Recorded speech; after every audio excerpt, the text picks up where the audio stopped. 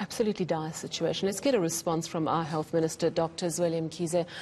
Doctor, thank you very much for your time this evening. Absolutely heartbreaking reporting from Aviwa Mtila. And the picture he paints is not only heartbreaking, but it's also a huge indictment on the Eastern Cape health system. I know that you've been to the province last week and before that, and you've been outraged by what has happened and what is continuing to happen. But I find it fundamentally problematic. The government officials are basically saying it's reckless behaviour leading to this. Yes, that's part of it. The reality is there has been plenty of time for the Eastern Cape to prepare for a second wave.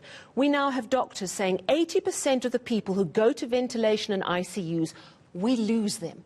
How is that acceptable to you after months and months of tortuous lockdowns and months of so-called planning? Well, I think the report that has come through is indeed distressing. We have been briefed, we have received the reports about the rising numbers in the Eastern Cape, particularly the Nelson Mandela Bay. One of the issues that has been our concern that we've been trying to grapple with is the issue of the fatigue on the staff. And we have to be quite understanding here because this is a resurgence coming now on people who have been part of the previous wave which we went through. But in this process, we have actually, as we're going through the reports, the first issue that we have said needs to be done was to increase the numbers of doctors, and we have therefore said the numbers of doctors, those who have come from the Cuban brigade and those who have come from Medicine Sans Frontières should be enrolled in, and more nurses need to be taken into service.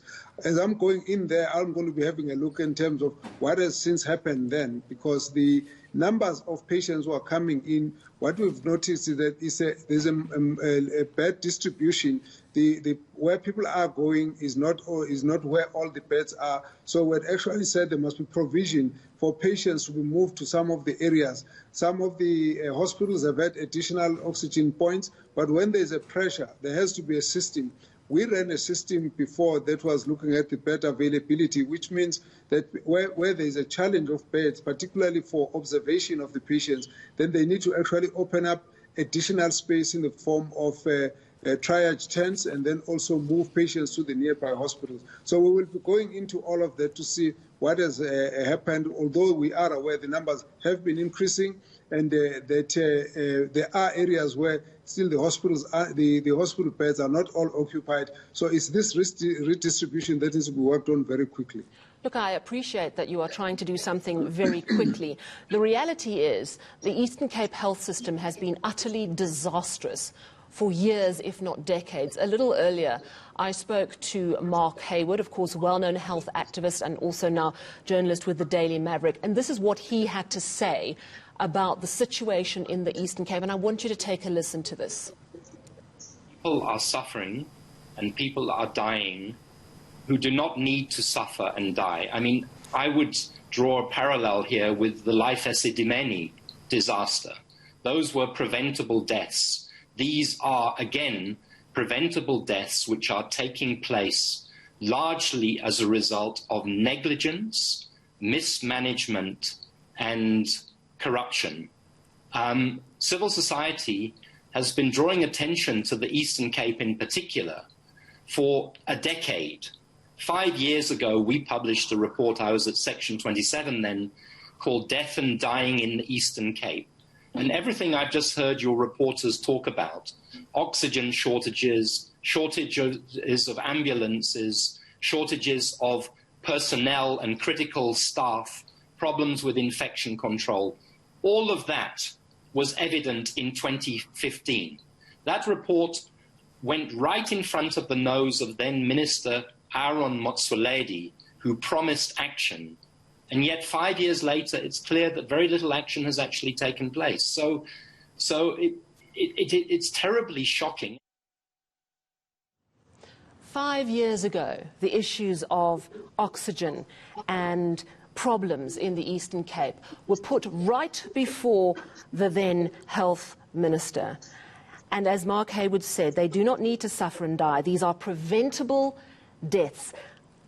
I think that as Health Minister, you need to explain to us how this problem is not yet solved years after it was identified. The reality is COVID-19 has just highlighted how very bad it is.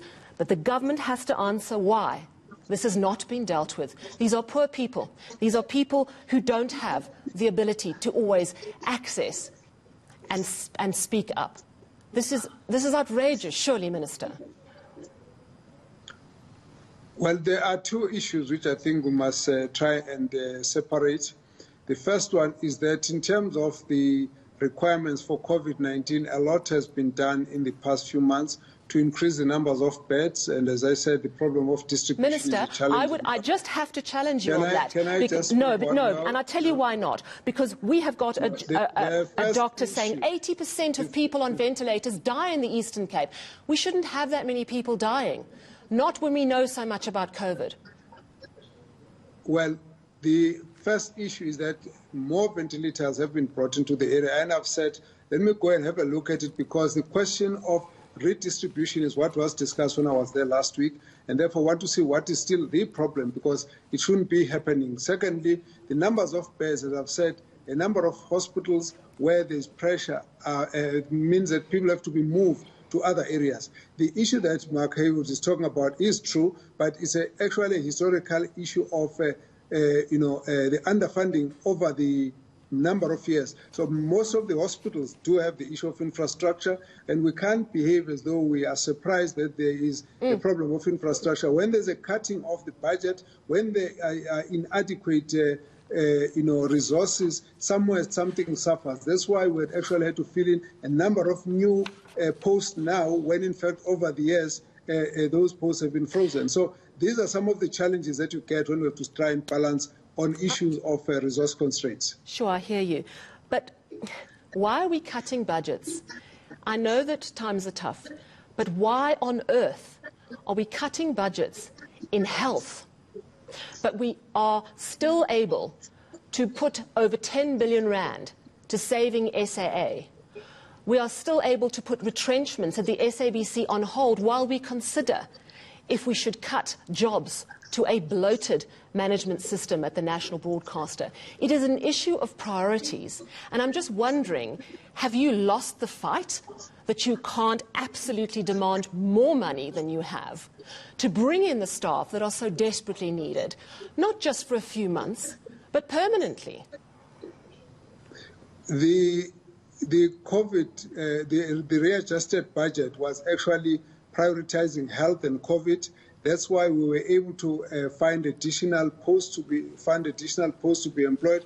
That's why we had to put up field beds. That's why we had to put up oxygen tanks and refurbish a number of hospitals. So there was quite a bit of an allocation that went onto the health. I don't think we must underplay it. However, if you look at the whole scheme of things, if I sit here today and look at what will be needed to fill the numbers of posts, not only of the frozen posts, but also in terms of the number of posts we need going to the future, we need a much higher budget. When we have to deal with the issues of infrastructure, we need a much higher budget. In this case, part of why we've actually say we have to reorganize even the management of the health services into national health insurance is to be able to maximize, because what that's a long-term solution, though.